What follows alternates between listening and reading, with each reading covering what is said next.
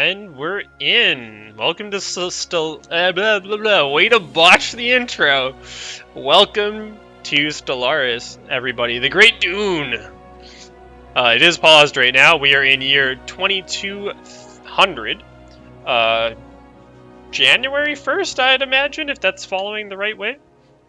The Great Dune. This is all of our information. Our ruler is Haddorim Den Vathreg. In the eons since the first primitive Saathid communities took shape amid the great dune seas of Haddorim, our civilization has spread and prospered. Through scientific progress, we have managed to stamp out the superstitions that ruled the minds of our ancestors. As reason and rational thought spread among our people, the inefficient nation-states that we had until then had organized themselves into were disbanded, and accounts of our most accomplished scientists were gathered to rule in their stead. Now, after the discovery of the hyperlink network, the finest minds of the Great Dune have finished development of the first hyperdrives. The stars themselves are fine with our grasp. Begin.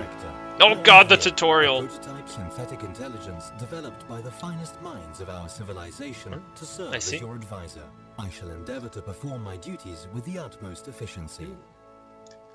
Alright, so I know a little bit about the game because I've watched some of the developer playthroughs, so I'm just gonna go tips only, just so I can see what's going on. Tips explaining only basic functions and tools as you explore them. Thank you, Veer. So right off the get-go, this game looks pretty good. Let's. Oh god. Okay, handling the controls a little bit off. Oh, okay. So this is our homeworld. We're actually orbiting a gas giant. This is Haddorim. This is our homeworld. It's a little planet, modest little desert world. This is our immediate solar system of Haddorim. That's the star. It's a Class F.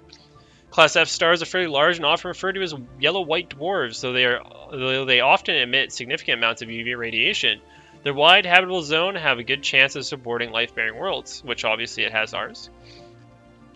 Straight off the bat, there's a lot of things to look at. There's a lot of things to figure out. So, let's just get right into it. We have our outliner here of our planets that we have colonized. We have, of course, our homeworld, yeah. The planet summary screen, which we are currently looking at, provides. So we'll just skip out of him. This is Haddorim, and Haddorim is size 16 planet. It's got 2 food surplus. It's got 7 population out of 10. It's given us a little bit of energy credits, which is appearing up at the top there. We don't have any influence coming from this area because we don't have any planetary buildings giving that to us. But we do have minerals, which are coming in on there. We have a governor, Barin Den Puriam, which is giving us a couple of bonuses to happiness, construction time, and clearing blocker time. Habitability is 100% because this is our home world. We love it. And it's a desert world, which means we love it. On the surface, he's going to keep popping up. Yeah, here's basically what the population management mechanic of Stellaris is. And you have these little tiles that have different things on them, and they support different resources. So these tiles have 1 energy credit, 1 minerals, right? This guy's bringing in 3 energy credits because it's a power plant. So if I move these guys around, I can do that because he's alright with it. But I can move these guys around, he'll work that tile, he'll grow, and he'll do different things. Let's say I don't want as much food here, and I want a little bit more energy credits. I can move him up and be like, okay, give me a bit more energy credits. Or keep growing your population. Of course, if I want to make this tile even better, which is a tile supporting food, I can build on it. And there's adjacency bonuses by building, let's say, 2 of these together where they're both providing food. You get a little bit of bonus, adjacency bonus, right? So here, this makes food. I kind of want to add more food to it. If I wanted to switch over to minerals, I would basically be losing out on gaining that 1 food. So if I go hydroponics farm, I'm going to get 2 food plus the 1. So we're going to do that right away. I think I have a decent bit for that. So that's going to start building. This guy's pretty happy. He's doing some stuff. Just hanging out. And so yeah, that's basically all the building we have here. We have a mining network. Got a power plant, which is doing pretty good. We don't want to enslave our dudes. And we should have a new dude here pretty soon. Everything's pretty much built up. I don't know what I want to put on this. we're getting a decent bit of minerals, and energy credits are always a worry. Energy credits are basically your money plus your power upkeep. So energy credits is what's going to be majorly taking your upkeep away. Whereas minerals are usually just going up and up and up. Hold on, I'm just going to turn this down again. It's a very loud game. Hopefully that's not too quiet. But basically, your minerals are going to be things that you're spending in large chunks and buying stuff up. Whereas the energy credits are kind of, you're going to want to balance them. So, let's get right to the... Ooh, look at this. That's a neat little space station. This is the Castor 3B. Yep. So here we have some orbiting fleets. They're just hanging out in dry dock. I wonder if can I... Okay, that does... WSA&D does pan around a little bit, which is nice. We've got a missile defense module on here. We have some empty modules as well. We actually can't build any modules right now. Weird. Okay, so we don't have any research. We have a construction ship here, which hanging out. To construct space stations. When an astronaut... Just gonna avoid reading about that. Basically, you can build different types of mining stations, or research stations, or observation point posts and the like. So we actually, if we want to look around, we're saying like we just got into space, right? And we're like, holy shit, we've been looking at these things from a distance, and actually there's a lot of places in our little immediate solar system. We've been looking at a lot of these little places from our little telescopes and our space telescopes, but we haven't ever gotten the chance to really get there in a quick amount of time. This is our science ship, which is... However, since we developed our hyperlanes travel, we now have faster than light travel, which means we can use this little cute baby with Yargim Den Poloch on it to survey our immediate areas and be like, hey, let's check out like what's actually going around here. So we're gonna go survey system, and he's gonna go around and check out what's up and see all the cool stuff that's like right in our backyard. Military fleets. Then of course we have a little military fleet with some little corvettes in it, and they just have missile pods on it, and they're just gonna hang out for a time being. I don't know if I want to send them out too readily. And once our science ship has surveyed the area, then we're going to build some mining stations and start getting, like, mining some asteroids and stuff and, like, getting some extra minerals from around. What we do need to do, though, however, is do research. And our research is popping up here. I should almost just turn them off because I just keep skipping through them. So, I think what our bonus has given us is a chance to have 4 selections from the technology screen before we pick one, right? So what's happening here is when you go under a certain type of research, you get a couple of different of these research slots. And you're thinking to yourself, well, this is a traditional tech tree. It's not. What this tech tree is a deck of cards that gets shuffled through. And every time that you research a new technology, you get 4 cards pulled out of the deck, somewhat randomly, but somewhat weighted so that you always kind of get what you need. And they're present for you to research. So under, let's see, society research right now, we have research for colony ships, research for a new biolab, which produces science in a major way, research for an orbital hydroponics farm, which is pretty cool. Gives us some planetary food that doesn't have to be on a tile down below. It can be on one of our space stations. Or we can get some planetary unification, ancient warring tribes, historical nations in conflict, now unified in empire, will not crumble. And that's going to give us a propaganda edict, which gives bonus happiness to all our people and gives us more monthly influence, which allows us to do more edicts and do some more management of the population's things. A lot of people like to go for the colony ships first, but as I think we can get squeezed through a technology before that, I kind of want to grab the biolabs for some early science. So we're going to go researching into that. 48 months remaining. Under this guy, each one of these guys has different specialties too. So this guy's adaptable, experience gain, research speed for materials, and this guy is computing, research speed for computing. So you want to look for these. So materials, he has a research bonus too. So we have defense platforms here, improved spaceport, nanomechanics, which gives us an engineering facility, which is pretty cool, gives engineering research as well as the other researches. Or we can get some nanocomposite armor, which I don't think we're going to need straight off the bat. That's just going to be for our ships to give them a little bit of a oomph. Let's go for the engineering facility. We're basically going like for infrastructure right now. And yeah, we can even go for the physics labs too, or we could go for a solar panel network, which just gives us extra energy credits in our space stations. Or we could go for administrative AI, which gives us a bonus to our research speed, which we kind of want to do that. So we're going like really research heavy in the first opening stages of the game. And lastly, we got like all kinds of stuff. This is our empire with a little home world and our Saathids hanging out. Just like a good overview. Just getting through that. Our leaders, we got one of our governors. We have a couple of different scientists, and basically that's it. One of our scientists is on the ship right now. That's Yargim, and he's surveying around. And then the other ones, we have some admirals and some generals we recruit. We can also recruit some governors to help out with the plan. So we have no factions, yes. Everyone's just part of the loyalist faction. We have 7 pops, and they're all hanging out being like, we're cool. We're cool to hang out. I'm just gonna like skip through all these dudes. These are the Empire screens, so this is just us. This is all we can see right now. Just us. The species tab lists. And this is our different species, so inside of our empire we might have different species for different things. You know, get some friends together.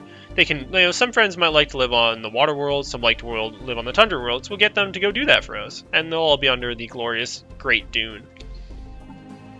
Then you have the ship designer, which is of course something that's amazing that they added to the game. Basically, you have cores, you have power, you have missiles. We'll get into that when we actually get some new modules. Of course, you also have the research ships that you can upgrade to, and your construction ships. And man, they look cool. They look really sweet. I love this Taurus design. So another technology. There we go. I think that's all there is to it. I don't think we need to like spend any more time faffing about. Let's just get it onto a certain time speed, and I'm just going to, oh yeah, I can't just save the game, I forgot. Okay, alright, let's just jump up. Let's go up to normal speed, and we'll just watch our little ship go around. Ooh, getting a little bit of stuttering there. It's not happy right now. It's having a bit of a hard time. And yeah, we are discovering what Federa, our gas giant, has lying in store for us.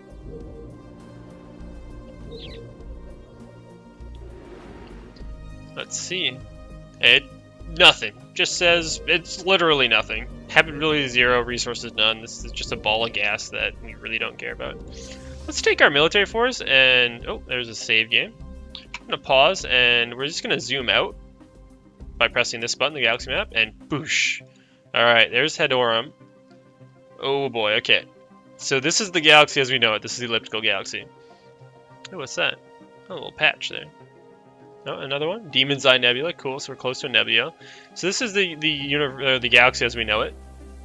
All of these little lanes are hyperlanes. So those are the lanes that we know we can travel from. So somebody with warp could travel directly through here, but we can't. This is not available for us. So warp ships could travel there, and wormhole ships can travel wherever the hell they want as long as they have a station. So that's cool. We're kind of like close to the center of the galaxy, which is kind of disconcerting. And the fact that this is probably going to have, well, we don't know. Is there alien life out there? Does life exist outside of the Great Dune? Only time will tell. But I'm not too pleased on our starting. Ooh. From time to time, anomaly found. So we are in the area that I'm not too cool about. We found an anomaly. Surveying Tirimba, this little frozen world. During the survey of our home system, we found something on Timbera that did not match earlier observations made from our whole world. So what this does, we'll leave it for now. That's going to pop up in our situation log. Oh, no, it did it. It was supposed to pop up in our victory log. Hold on. It's under research. Weird. Okay, well, we don't have a special thing yet. Oh, I see. Never mind. So what happens is it's got that little level 1 anomaly there. So we can click on that, and we can tell this dude to stop surveying and to go check out what's going on with that. So that'll just hang out there and wait until we get around to it. It's got a 0% chance to fail, so it's like, why not check it out? But, oh man, look at that thing. Alright, we're surveying Campira now. Oh no, we're surveying the asteroid. So there we go. The asteroid says, hey, There's 2 minerals there. It's kind of like a nebulous thing, like, what are these minerals? Or is this like iron, whatever it is, platinum, titanium? It's actually just kind of an amalgamation of all of them. So it's just, you can just build a mining post there. You don't have to worry about the nitty gritty of what actually is going on. So we're just going to do that straight away. Build up a mining post so we can exploit that. The molten world has nothing for us at all. Rocky world that is scorching hot. The atmosphere is thin or non-existent. And lava from the interior flows freely due to constant volcanic eruptions. This type of planet cannot sustain organic life. So, hey man, we can build robots to go there. And a barren world, another one that's just not interesting to us. That's that anomaly, so we'll leave that. And thus far, we got some decent energy credits, we got some decent minerals, but we could use some more, as we always can. What we also need to do is clear out some of these blockers. So these things are basically leftovers from our civilization's rise to supremacy in our galactic little area here, our solar system. So we have some industrial wastelands, some slums and stuff, and these are blocking us from getting the tiles that are underneath it. And so eventually we're going to run out of space for our new populations to grow, because they grow really bloody fast. Like our lizards are randy buggers. They want to get it on, and they want to get it on frequently. They want to make the babies.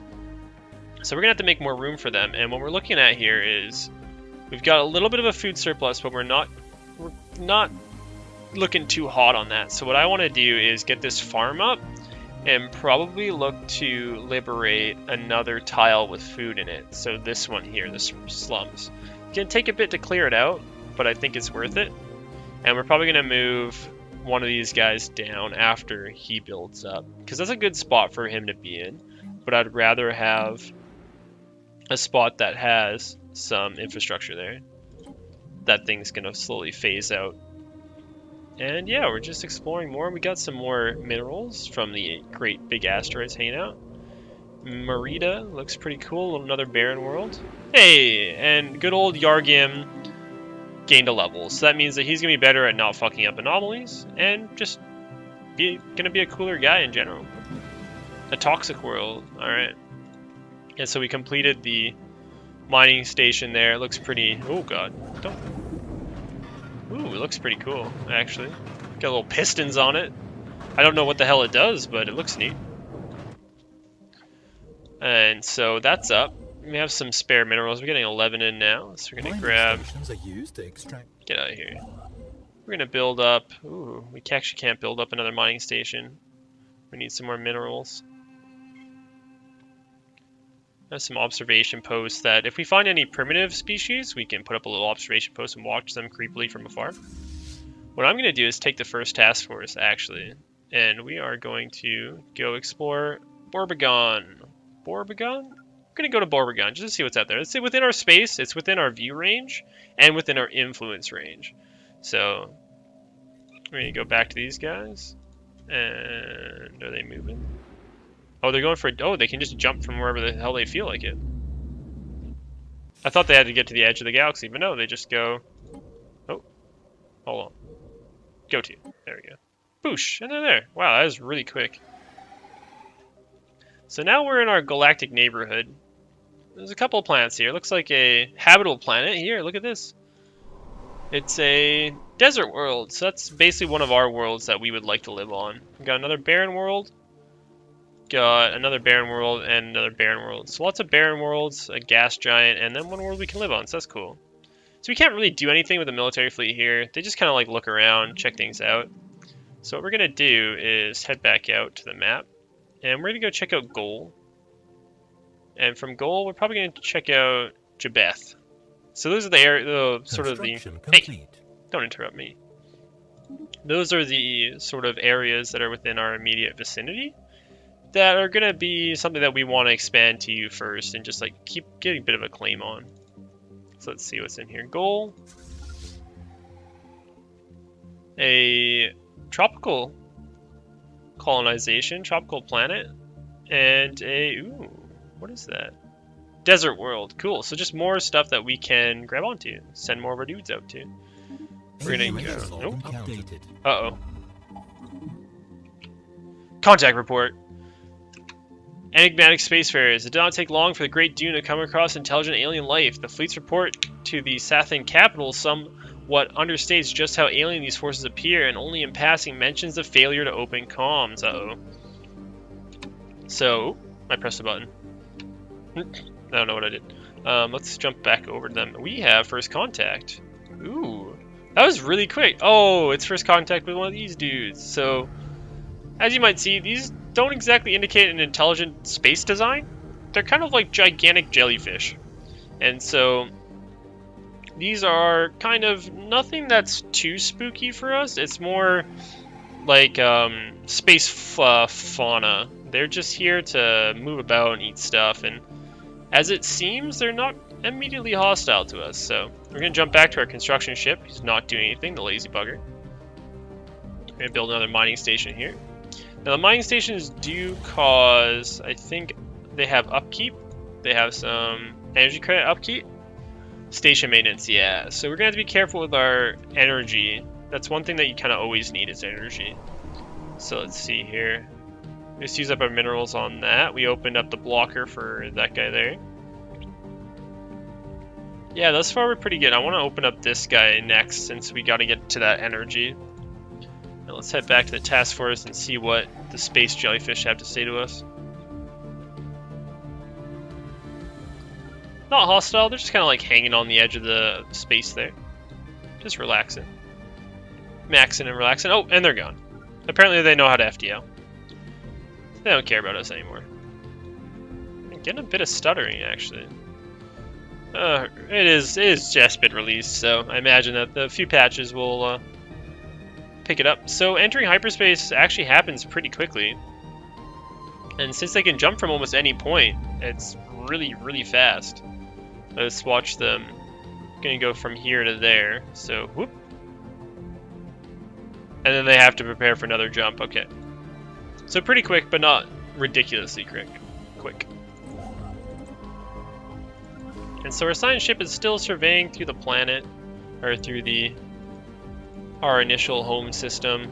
Nothing really interesting in these planets here. They're all kind of like dead and nothing cool on them at all. There's a toxic world there, lethal to all known higher forms of life. Jesus, that's like the trash pile in your backyard that you're like, oh man, I really should have took care of that. And just kind of became miasmatic and sludgy, and then things started to grow in it, and yeah, you basically just don't go there anymore.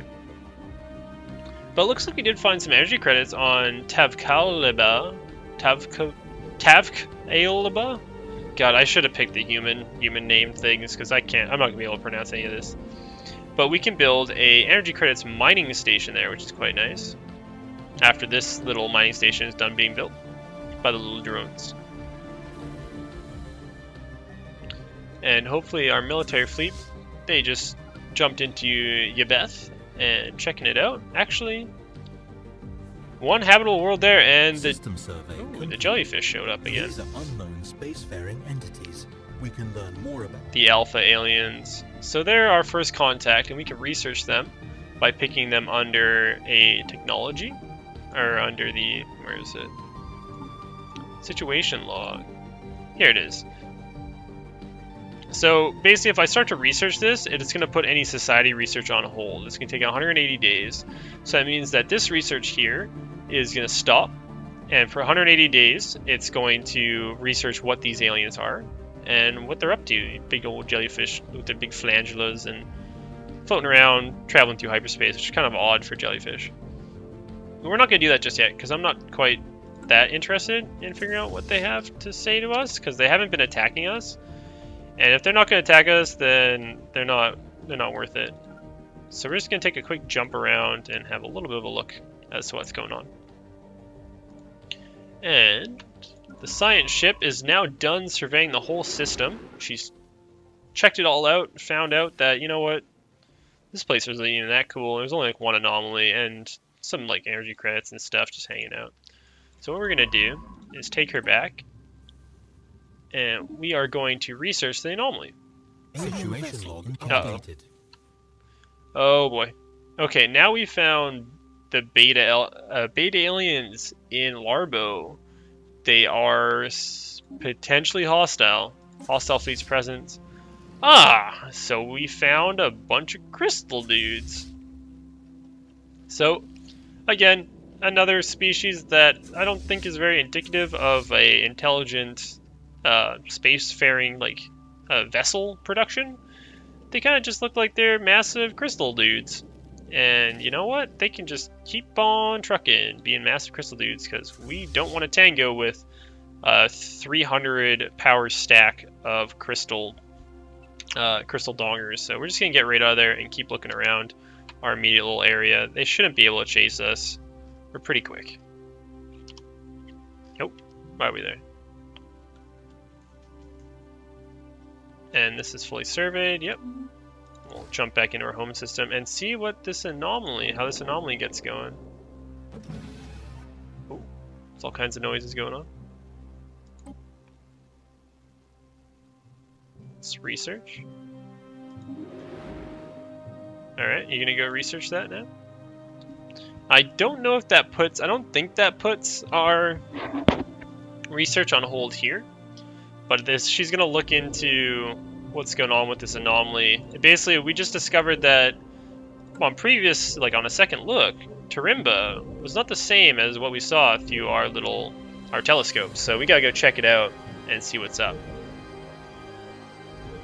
And actually, we're starting to creep steadily closer to where I want to be for my mining.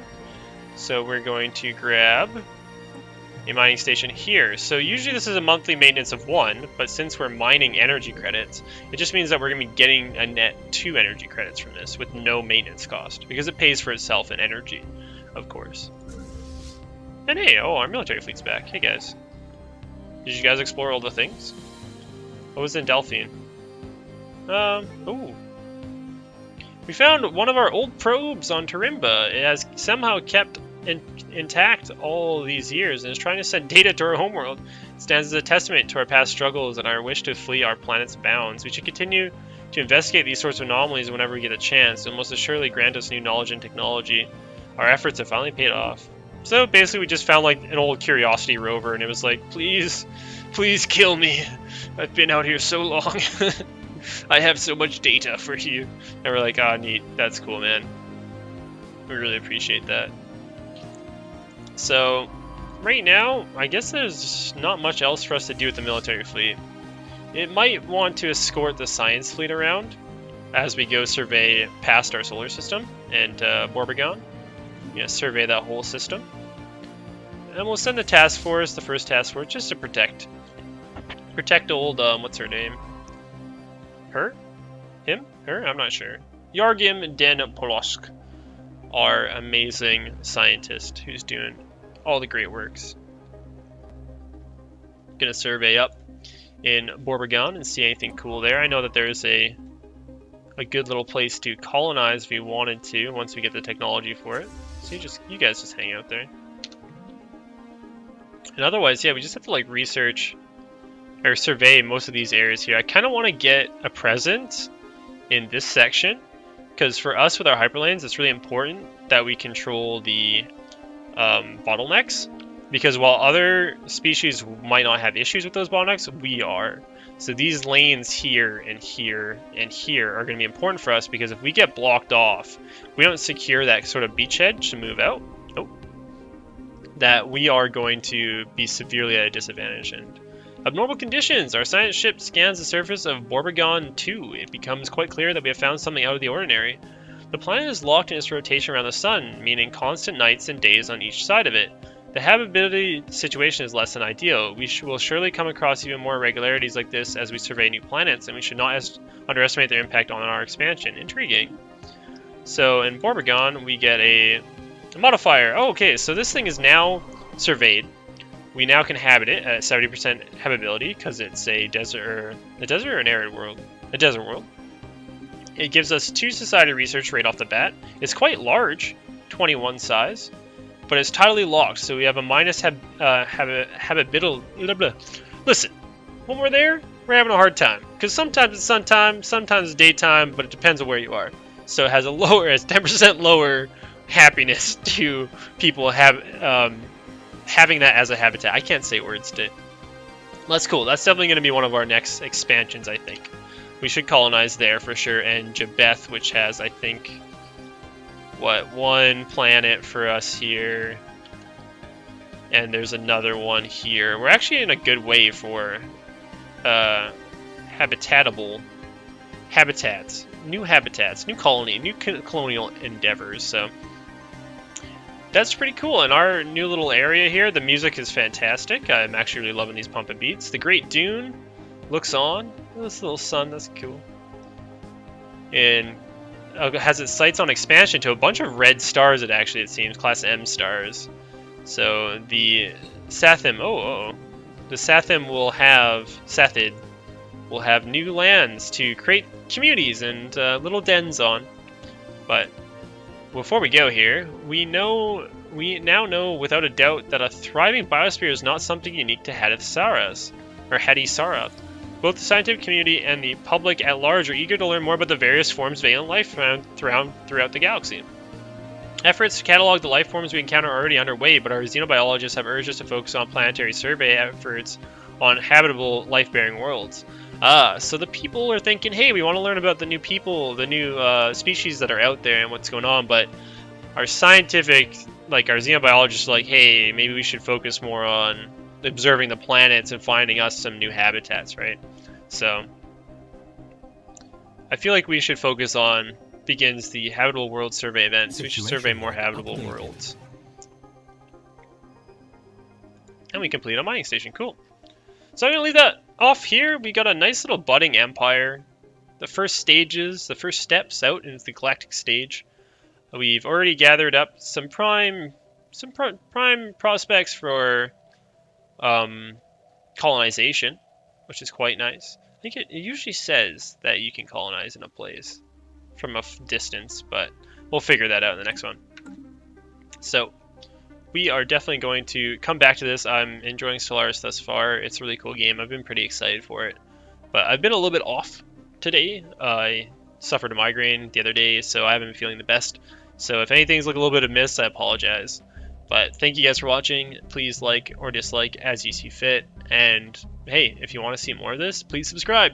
That helps me out seeing who's out and about. So thanks you guys for watching, and I'll catch you in the next one.